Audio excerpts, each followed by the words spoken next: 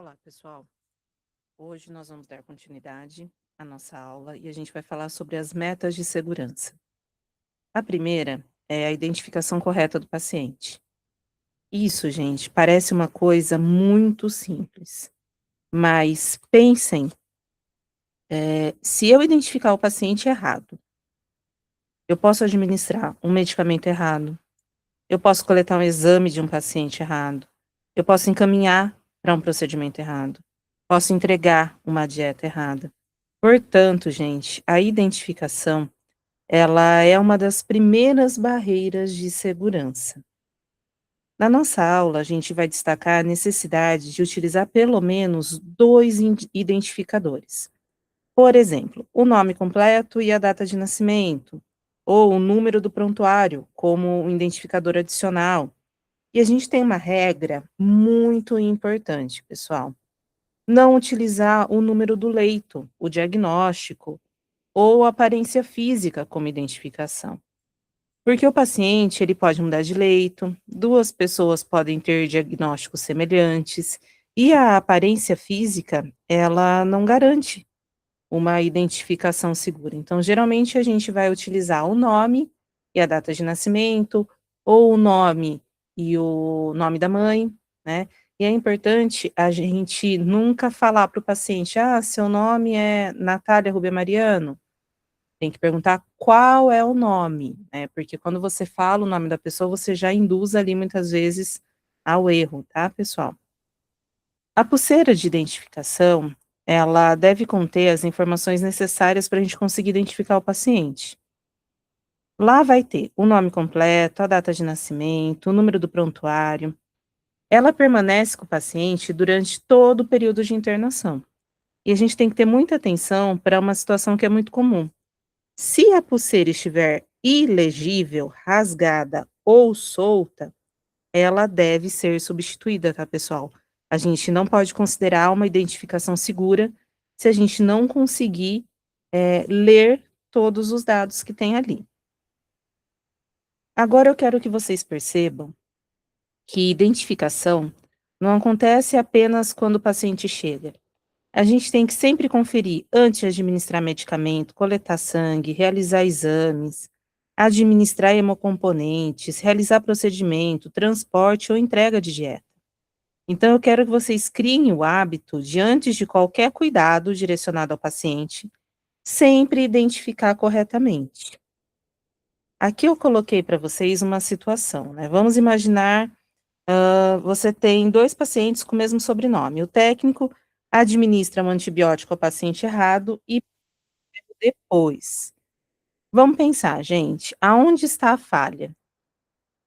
Ausência de conferência da pulseira, identificação inadequada, falta de utilização de 2 indicadores e a falha de comunicação.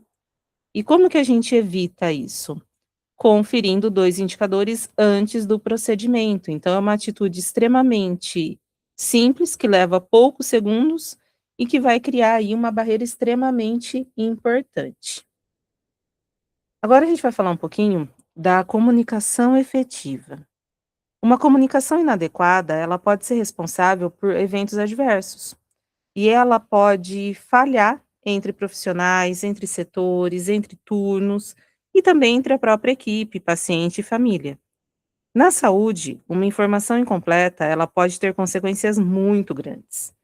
Por isso, a gente precisa sempre desenvolver uma comunicação clara, objetiva, completa e registrar adequadamente. Entre as principais falhas de comunicação, a gente tem aí informações incompletas, passagem de plantão inadequado ou superficial, prescrição médica ilegível ou pouco clara, comunicação verbal sem confirmação ou repetição e falta de registros claros e atualizados. Então, essa falta, a comunicação verbal sem confirmação, vamos pensar numa urgência. Eu preciso que a Adriana faça uma medicação. Adriana, faz dipirona. A Adriana, dipirona feita. Então, assim, ela entendeu o que eu pedi e me respondeu, né? Então, a gente tem aí um retorno da comunicação. Porque muitas vezes a gente não tem esse retorno. Às vezes a gente fala assim: "Ah, faz a medicação? E aí, será que fez? Quem era para fazer?", né, então a gente precisa ter muita atenção às situações. A gente não tem que presumir que o outro profissional entendeu.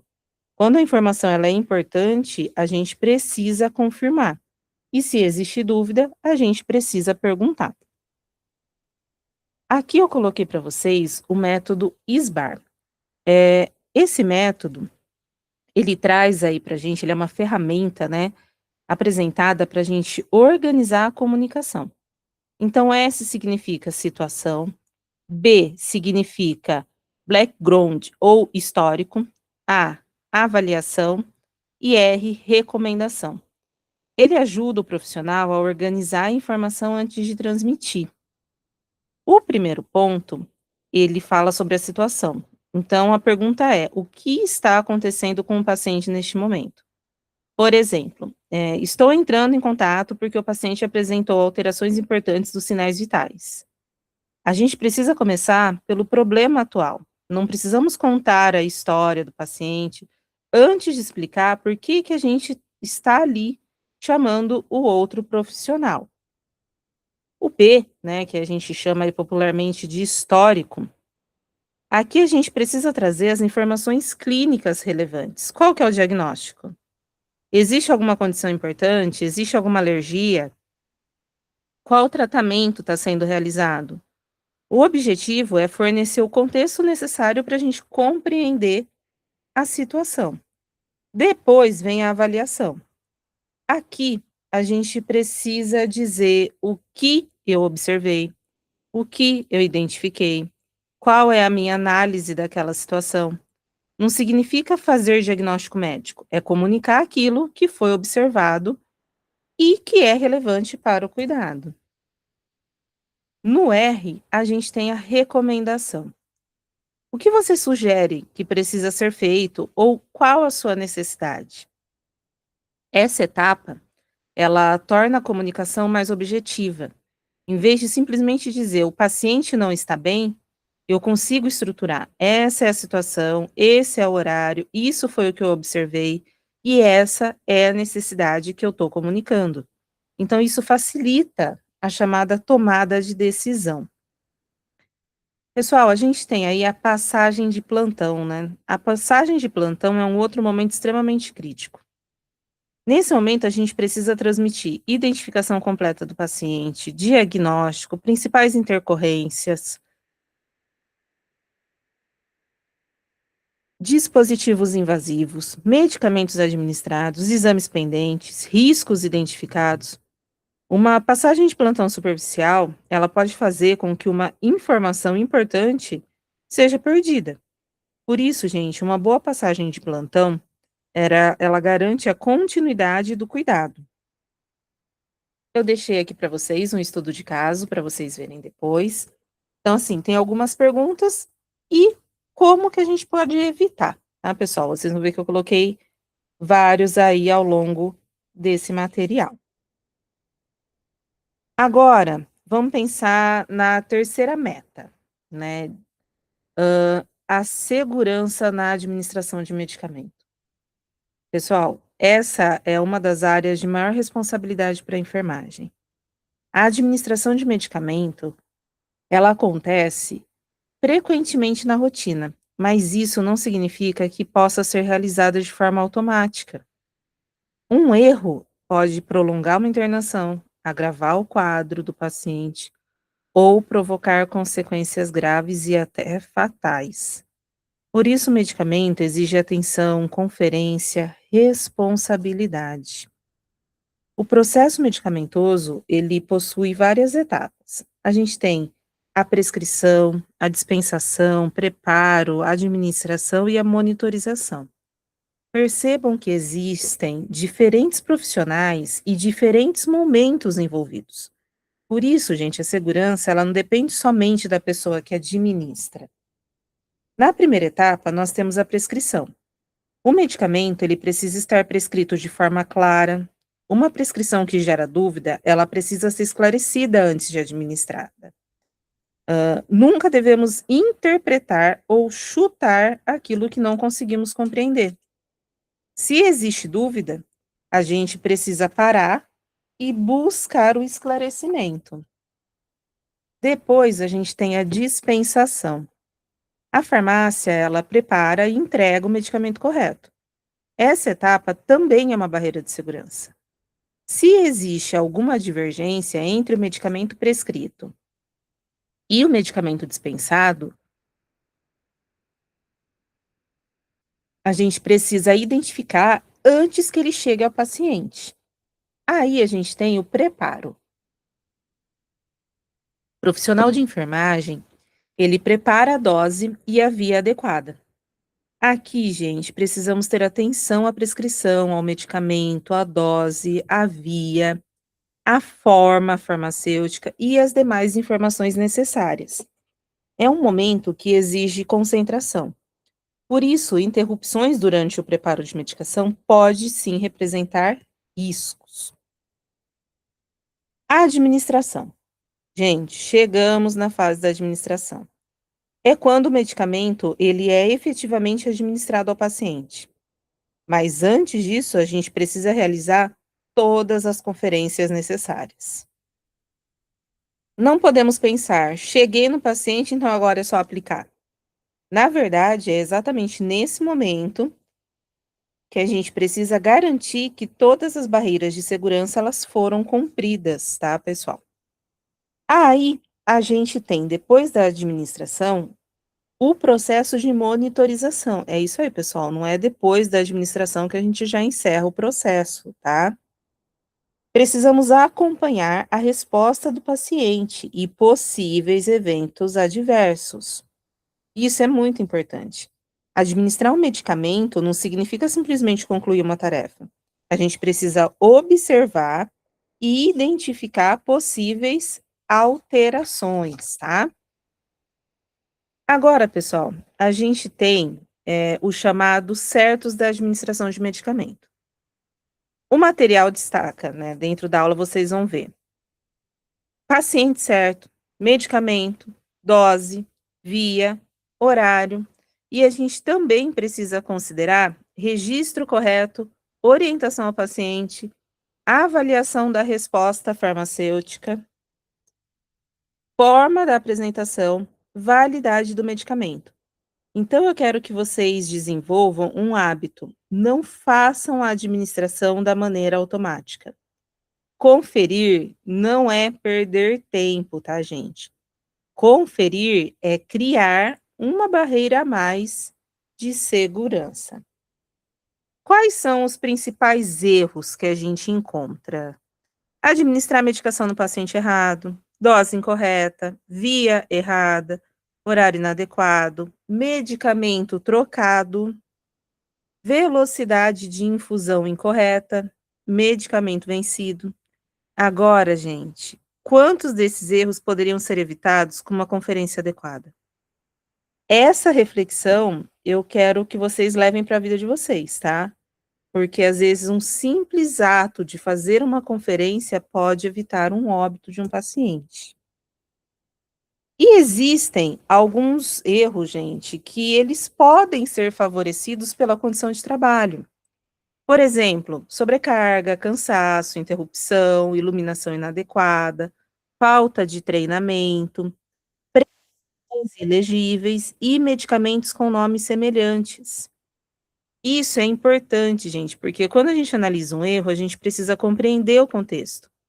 Isso não significa retirar a responsabilidade do profissional, mas entender quais fatores que contribuíram para que esse erro acontecesse. Aqui eu deixei um outro estudo de caso para vocês. E aí, pessoal, a gente vai falar da quarta meta, que é a cirurgia segura. Na nossa aula, a gente vai ver o programa de cirurgia segura, ele salva vidas, tá? Da Organização Mundial de Saúde. O objetivo é reduzir situações como paciente errado, local errado, procedimento incorreto e complicações evitáveis. No ambiente cirúrgico, uma pequena falha de comunicação pode ter consequências muito graves, gente. Por isso, existem protocolos e checklists. O checklist, ele apresenta 3 momentos fundamentais, tá? Sync in, time out e sync out. Esses momentos, eles funcionam como barreiras de segurança. Eles vão ajudar a equipe a confirmar informações importantes antes que o procedimento avance. Então, no primeiro momento, a gente vai realizar a primeira verificação, né, a gente vai fazer antes da anestesia. Nesse momento, são confirmados o paciente, o procedimento e o sítio cirúrgico, o local onde vai ser feita a cirurgia. É uma primeira oportunidade de identificar uma divergência antes do procedimento avançar. Próxima etapa, que é uma pausa ali, né, antes da incisão, com participação da equipe para confirmar para a confirmação final. Então, gente, a palavra principal aqui é pausa.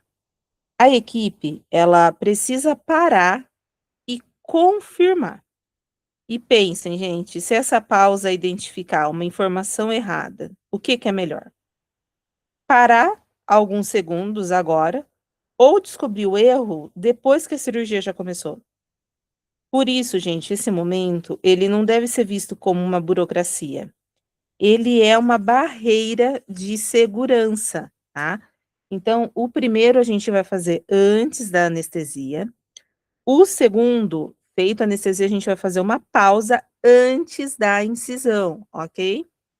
E no último momento, é antes do paciente sair da sala cirúrgica. Nesse momento, pessoal, são verificadas informações como contagem e planejamento de pós-operatório. A gente vai contar a quantidade de compressa, vai confirmar material instrumental cirúrgico que foi usado. Uma vez, temos uma vez que a gente tem ali uma barreira, antes do paciente seguir para a próxima etapa do cuidado, isso é muito importante, tá, gente? Então, nós tivemos 3 barreiras, a primeira antes da anestesia, a segunda que foi uma pausa antes da incisão e a última que foi antes dele sair do centro cirúrgico, tá bom, pessoal? Eu posso até deixar depois para vocês, um checklist de cirurgia para vocês verem como que é, tá? A enfermagem, gente, ela possui, um papel fundamental nesse momento. Entre as ações apresentadas, estão conferir a identidade, confirmar o procedimento e a lateralidade, conferir materiais, contar as compressas e os instrumentais, registrar as etapas, comunicar imediatamente qualquer divergência. E aqui eu quero destacar uma coisa: se existir uma divergência, o profissional ele precisa comunicar. Não importa se o paciente está pronto para começar. Segurança, gente, ela tem que estar acima da pressa. Aqui eu coloquei para vocês um exemplo, um estudo de caso, para vocês avaliarem depois, tá, pessoal? E a gente vai falar da 5ª meta internacional de segurança do paciente, que é a prevenção de quedas. A queda, gente, ela é um dos eventos adversos mais frequentes que a gente tem no serviço de saúde. E ela pode provocar fratura, traumatismo, aumento de tempo de internação e até consequências graves. Mas muitas situações, elas podem ser prevenidas mediante medidas simples. Os fatores de risco, que podem estar relacionados ao próprio paciente ou ao ambiente, né? A gente tem aí os fatores intrínsecos, que inclui a idade avançada, fraqueza muscular, a alteração da marcha, confusão mental, hipotensão, uso de sedativos, alteração visual. E já nos fatores extrínsecos, a gente tem os fatores relacionados aí ao ambiente. Piso molhado, iluminação inadequada, grades abaixadas, camas muito elevadas, objetos espalhados, calçados inadequados. Então, não adianta avaliar apenas o paciente, a gente precisa avaliar também o ambiente. E entre as medidas preventivas, nós temos avaliar o risco na admissão do paciente, Utilizar instrumentos como a escala de Morse para a gente verificar o risco de queda. Manter as grades elevadas quando indicado. Deixar a campainha sempre ao alcance do paciente. Auxiliar o paciente na deambulação e transferência. Orientar o paciente ou acompanhante e manter o ambiente organizado, livre de obstáculos, tá, gente? Agora eu vou fazer uma pergunta para vocês. Um paciente idoso, confuso e com dificuldade para andar, ele deve ser deixado sozinho, gente, para ir no banheiro?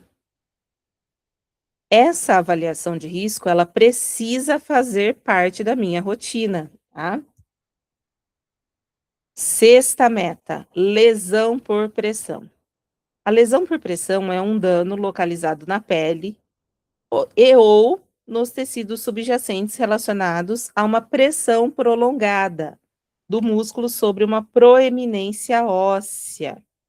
Entre os locais mais comuns nós temos calcâneo, sacro, trocânter. É uma situação, gente, muito relacionada à mobilidade reduzida e ao risco apresentado pelo paciente. E, novamente, precisamos pensar em prevenção, não deixar esperar aparecer uma lesão para aí a gente começar a cuidar. Entre as medidas preventivas, a gente tem aí a mudança regular de decúbito, a avaliação de risco utilizada em inspeção diária da pele no momento do banho, hidratação cutânea, a pele não pode ficar seca, nutrição adequada, uso de colchão pneumático quando for indicado e redução da umidade. Percebam, gente, que prevenir lesão por pressão exige acompanhamento contínuo. Não é apenas mudar o paciente de posição, é avaliar risco, observar a pele, acompanhar as condições do paciente e aplicar medidas que a gente pode considerar como medidas indicadas, tá? Aí aqui eu coloquei um pouquinho para vocês as infecções relacionadas à assistência à saúde, né, as chamadas IRAS. Nessa aula, gente, a gente vai definir IRAS como infecção adquirida durante a assistência que não estava presente no momento da admissão. Entre os exemplos apresentados estão infecções do trato urinário, pneumonia associada à ventilação mecânica, infecção da corrente sanguínea e infecção do sítio cirúrgico. E a enfermagem, ela possui um papel fundamental para a prevenção, principalmente porque está diretamente envolvida nos cuidados, né, com o paciente e dispositivos invasivos. E como que a gente previne as IRAS? Entre as medidas de prevenção, a gente tem a higienização das mãos, a utilização de EPIs, técnicas assépticas, cuidados rigorosos com os catéteres. Higienização das mãos, gente, pode parecer uma ação muito simples, mas ela está diretamente relacionada à prevenção de infecção. Então, nunca pense, é só lavar as mãos. Na assistência à saúde, uma atitude simples, ela representa uma grande barreira de segurança. Agora, pessoal, que a gente já viu aí essas metas, eu deixei mais um estudinho de caso para vocês. Aqui eu deixei algumas questões de revisão geral. E eu espero que vocês tenham gostado aí do nosso conteúdo. Depois a gente vai falar mais um pouquinho sobre as metas internacionais de segurança do paciente. Mas por hoje é só e até o nosso próximo conteúdo.